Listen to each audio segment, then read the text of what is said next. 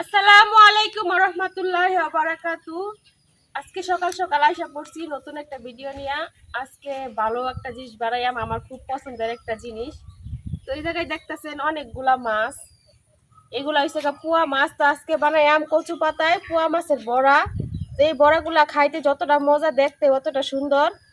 তো এই মাছগুলা কিন্তু আমাদের নেত্রকোনা জেলায় পাওয়া যায় না, আমাদের এদিকে আমরা কখনো দেখি নাই। তো অনেক মানুষ আছে চিনেই না। তো এই মাছগুলা ঢাকা থেকে আমার বোনের বলছিলাম, পরে ঢাকা থেকে আমার জন্য নিয়ে আসছিল অনেকদিন আগেই। তো সময়ের কারণে আর কি বড়াগুলা বানায় খাওয়া হয় নাই। তো ভাবলাম যে আজকে যেহেতু একটু সময় পাইছি, আজকে এই বড়াগুলা বানাই। তো দেখেন মাছগুলা কত সুন্দর। তো এগুলো হইতেছে পোয়া মাছ। এই জায়গায় আমি 20টার মতো পোয়া মাছ নিয়ে নিছি। এই বড়া বানাইতে লাগবো মাছ আর হইতেছে শুকনা মরিচ, পেঁয়াজ, রসুন। তো অল্প কিছু উপকরণ দিয়েই খুব মজাদার বড়া তৈরি হয়ে যায় কিন্তু। তো বড়া বানাইতে যেহেতু কচু পাতা লাগবো, তো প্রথমে আমি যাই কচু পাতা উঠাই নিয়ে আইয়াম।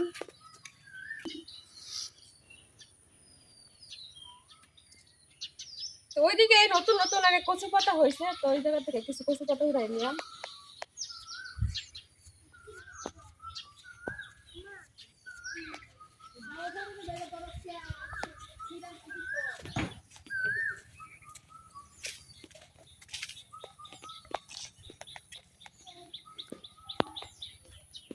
এই যে এই জায়গায় অনেক নতুন নতুন কচু পাতা, এই জায়গা থেকে উঠাই নেন কচি কচি কিছু কচু পাতা। এই যে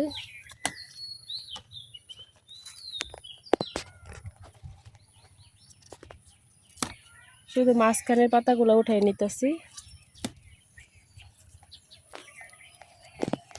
এই যে একটা, এই যে দু তিনটা আছে।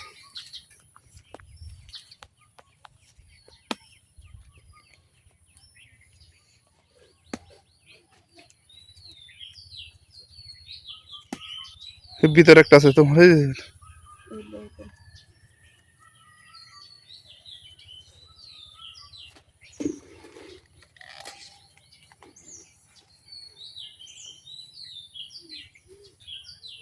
আমার যেহেতু 20টা মাছ, তো 20টা মাছের জন্য কিন্তু একটা মাছের মধ্যে 2টা করে পাতা দিতে হইব, অনেকগুলা পাতা লাগবে।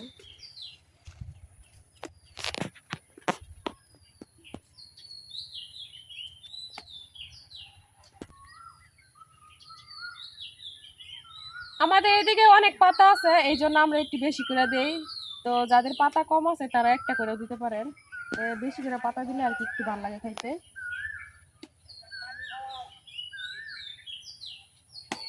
এই পাতাটা দেখেন কত বড়, তারপরে কিন্তু এর একবারে কচি। সবগুলা পাতার সাইজ যদি এরকম হইতো তাহলে কিন্তু অনেক ভালো হইতো, একটা পাতা দিয়ে হয়ে যেত।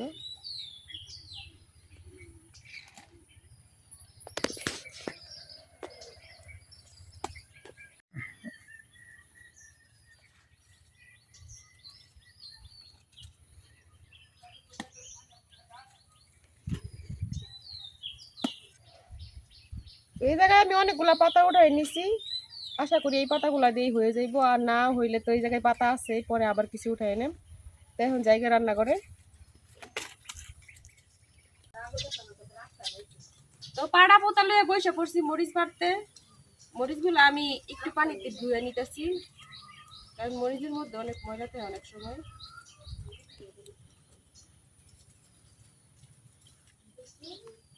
ভর্তা বানায় হাত জ্বলতেছিল, মরিচ বেটে না জানি কি অবস্থা হয়।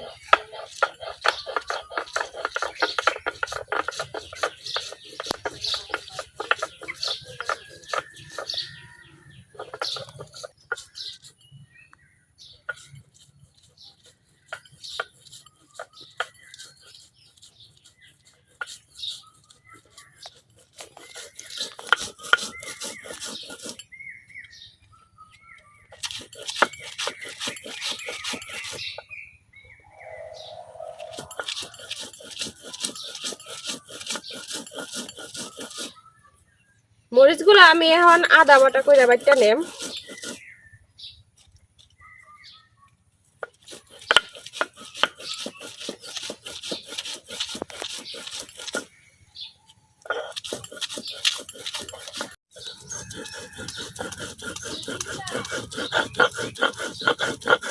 মরিচটা প্রায় বাড়া হয়ে গেছে, এই বাড়াটা দিলেই শেষ, কারণ একবার মিহি করতাম না, একটু একটু থাকবো দানা দানা।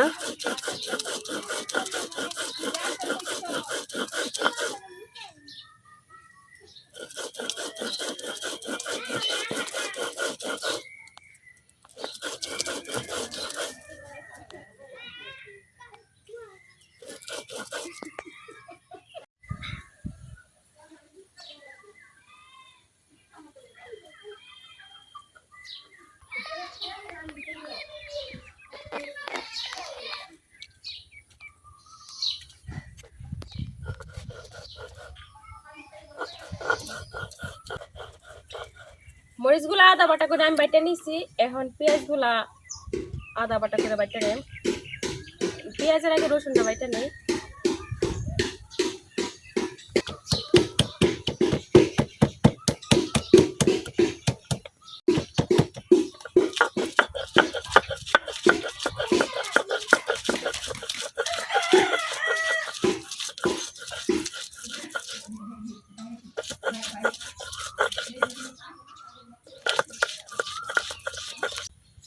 রসুন বাটা শেষ, এখন আমি পেঁয়াজগুলো বাইটা নিলাম।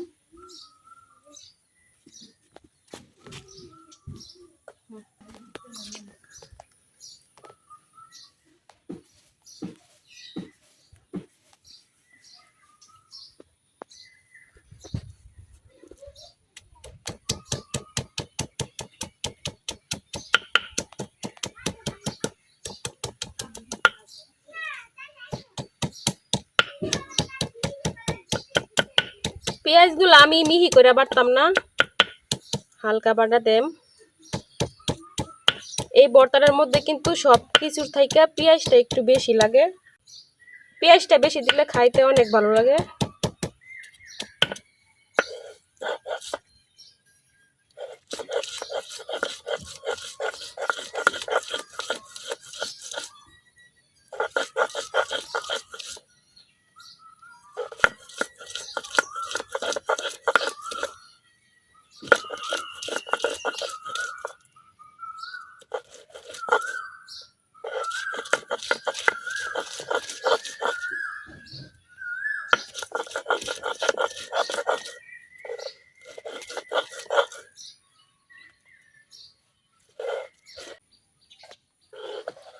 সবগুলা পেঁয়াজ আমি আদা বাটা করে বাইটা নিছি, বাটাবাটির কাম আপাতত শেষ।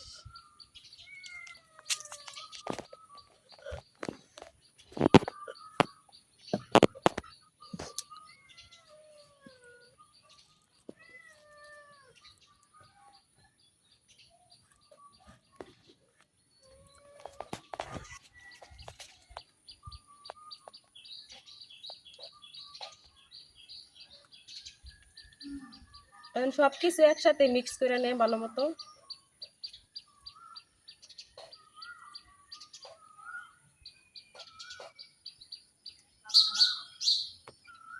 মরিচের সাথে পেঁয়াজ আর রসুনটা মিশাই নিছি, এখন এই জায়গায় বাকি মশলাগুলো দিয়ে নিলাম। হলুদের গুঁড়া,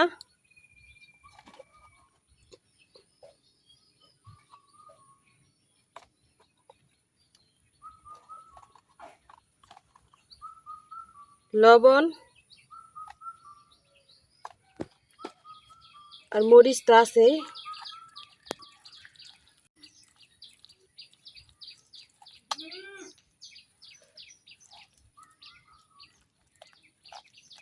সবকিছু খুব ভালোভাবে মিশাই নিছি।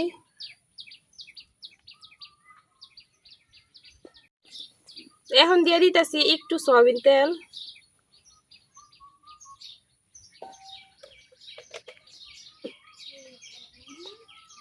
এই তেলটা দিলে ভিতরের মশলাটা খুব ভালো হইব ভাজার পরে।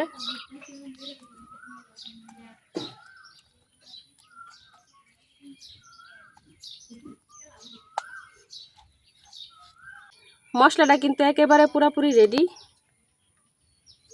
এখন মাছগুলো আমি দিয়ে দেম। মাছগুলা কিন্তু একবার পানি জড়াই নিতে হইব, পানি জড়াই রাখা দিছিলাম।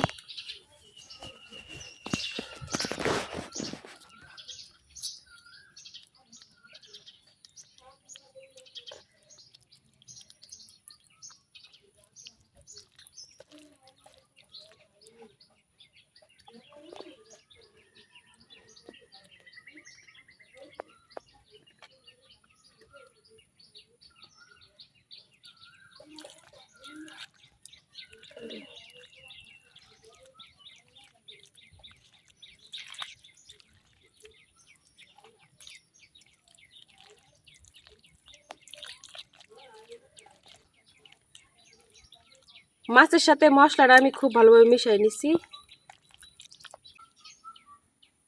এখন আপাতত এরকম থাক, আমি এখন কচু পাতাগুলো খুব ভালোভাবে ধুয়ে নিলাম।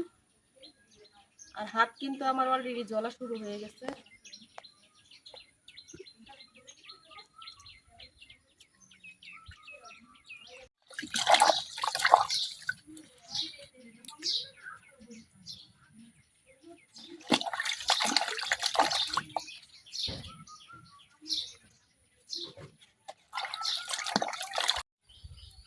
কচু পাতাগুলো ধুয়ে রেডি করে নিছি।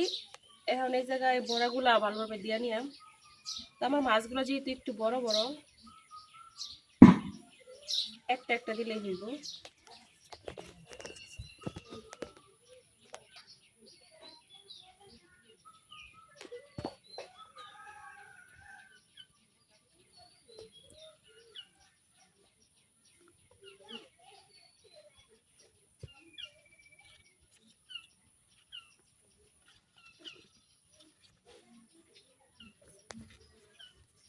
এই যে আমার একটা বড়া রেডি। তো সবগুলা বড়া আমি আগে থেকে রেডি করে নিলাম, তারপরে ভাজা শুরু করাম।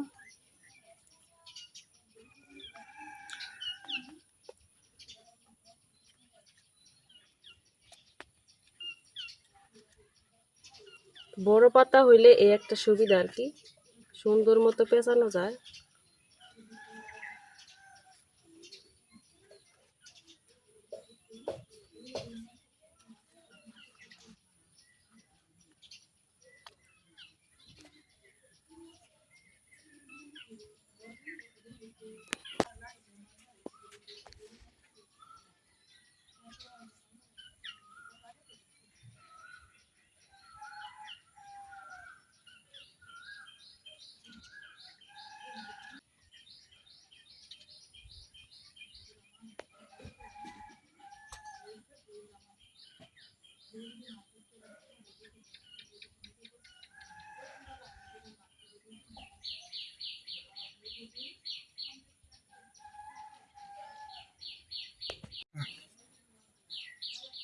এখন আমি সবগুলা মাছের বড়াই কচু পাতার মধ্যে এইভাবে পেঁচাই নিলাম।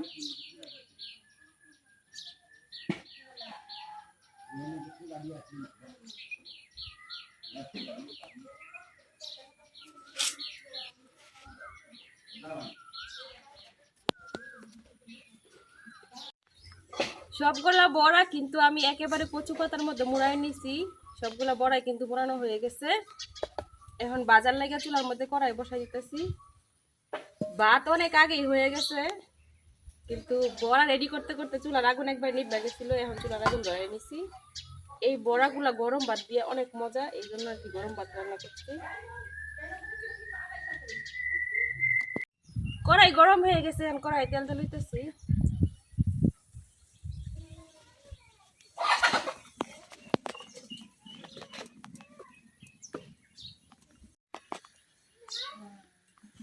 তেলটা গরম হয়ে গেছে, এখন আমি একটা একটা করে বড়া কড়াই দিয়ে দিতেছি।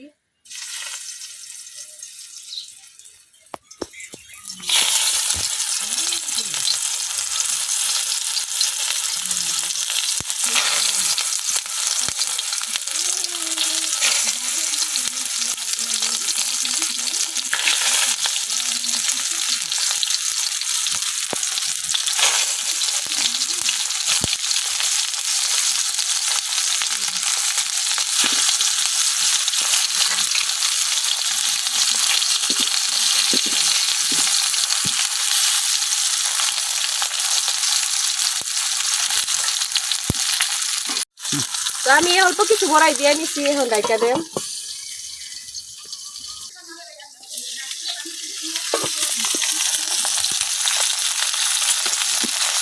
এক সাইড ভাজা হয়ে গেছে, এখন আমি আরেক সাইড উল্টাই দিতেছি।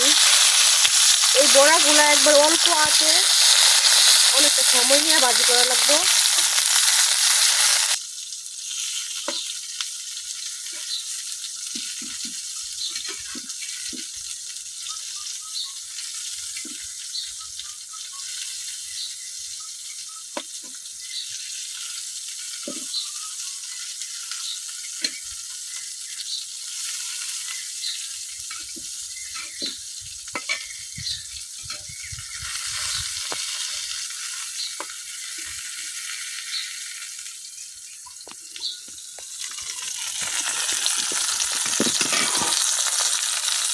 সব কয়টা বড়াই উল্টানো হয়ে গেছে, এখন আমি ডাইকে আবার কিছুক্ষণ ভাজি করে নেন।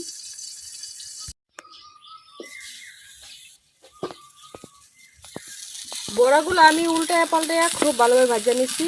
তো উপরটা কিন্তু অনেকটাই মচমচে হয়ে গেছে, কালো হয়ে গেছে দেখে ভাইবেন না, কিন্তু পুড়ে গেছে, পুড়ে নাই। আর জায়গা হয়েছিল, তারপরে আমি আরেকটা বড়া দিয়ে দিছিলাম, সেটা হয় নাই। আর এইগুলো সবগুলোই হয়ে গেছে। এই দেখেন বড়াগুলো কত সুন্দর হয়েছে।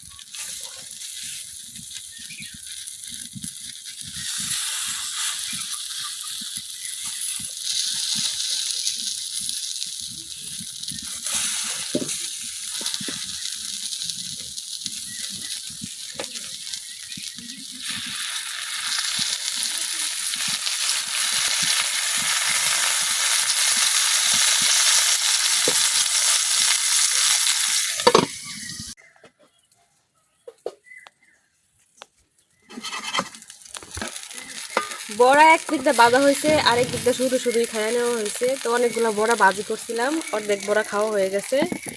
এই বড়াগুলাই আছে, আমার বড়া ভাজা শেষ।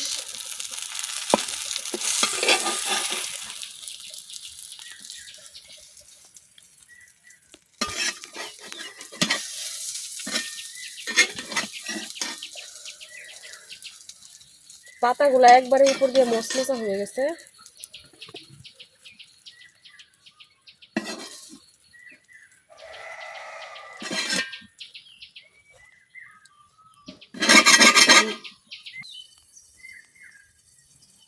কচু পাতায় পোয়া মাছের বড়া বানানো কিন্তু একদম শেষ। তো বড়াটা কিন্তু দেখতে অনেকটা ভালো লাগতেছে, আর এই বড়াগুলা খাইতে অনেক মজা। বানানো একটু কষ্ট আর কি, যে পাটার মধ্যে মরিচটা বাইটা লওয়া লাগে। তো আপনারা চাইলে আর কি ব্লেন্ডার করে নিতে পারেন, আবার এই গুঁড়া মরিচ যেটা আছে ওই মরিচটা দিয়েও বানাইতে পারেন। কিন্তু মরিচটা, শুকনা মরিচটা বাইটা নিলে খাইতে অনেকটা মজা লাগে, ভালো লাগে। এই জন্য আর কি একটু কষ্ট হইলেও আমরা মরিচটা বাইটা নেই। তো একটা বড়া আপনাদেরকে দেখাই বের করে, বাকি গরম দেখেন ভিতরের মশলার কালারটা কতটা সুন্দর হয়েছে মরিচটা বাইটা দেওয়াতে।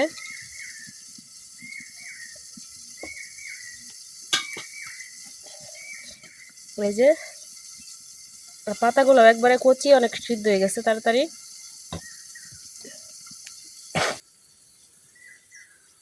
তো বড়া দেই খাই লুপ সামলাইতে পারতাছি না, গরম গরম একটু খাই নেই। অনেক মজা। আর এই যে মশলাগুলো দেখে না, মনে হইতেছে কাঁচা কাঁচা আছে, কিন্তু না, একবার পারফেক্টলি হয়ে গেছে। অনেক ভালো লাগতেছে খাইতে। তো আজকে আর অন্য কিছুর দরকার পড়বো না, ওই বড়া দিয়াই পেট ভইরা অনায়াসে পেট ভাত খাওয়া যাইব।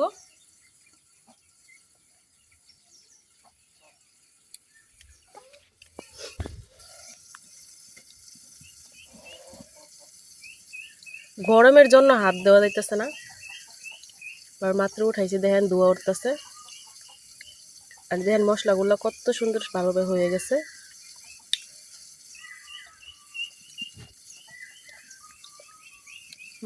তো এই মাছগুলারে কে কোন জায়গায় কি নামে ডাকেন অবশ্যই কমেন্টে জানাইবেন।